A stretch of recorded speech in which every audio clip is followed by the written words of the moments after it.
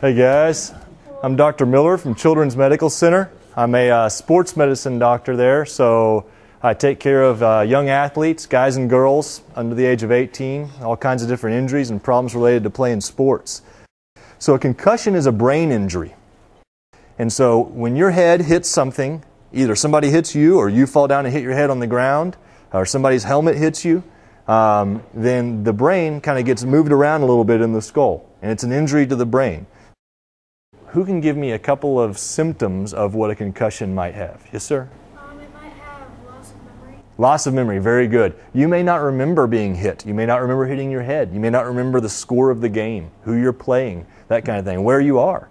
And so if it's you or if it's any one of your teammates, all of these things we talk about, if you notice, so hey, Tommy doesn't remember where we are. He doesn't remember who we're playing today.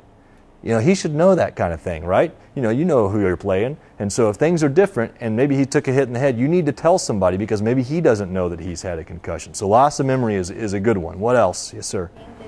Being dizzy. Dizzy, unsteady, losing their balance. Yes, sir? Throwing up. Good. If you feel sick to your stomach, nauseated or vomiting, throwing up, any of those things can be the sign of a head injury. All right? Sign of a concussion. Yes, sir? Fainting, so getting knocked out, or what we call loss of consciousness, where you get hit so hard that you kind of are passed out for even a split second. That can be a sign of concussion. You don't have to have been knocked out to have had a concussion. Some people do, but most of them do not. Okay? One more. Getting sleepy and tired. That's very good. That also too. Confused or headache. Okay? Headache is another one. Anybody who's had a hit to their head and has any of those signs probably has a concussion until we can decide that they don't. So assume that they do and until you know that for sure they don't. So they need to be seen by the trainer or by the coach or by the doctor before they keep playing. The danger about playing with a concussion is that because now we know the brain's injured. A concussion is a brain injury, so now the brain is injured. And if you keep playing and that brain, while it's injured, if you get hit again, it doesn't even have to be as bad as the first hit. It can cause that brain to swell up and it can cause some very serious problems and sometimes even death. Okay? And so it's something we take very seriously because we don't want somebody going out there and playing who's had a concussion.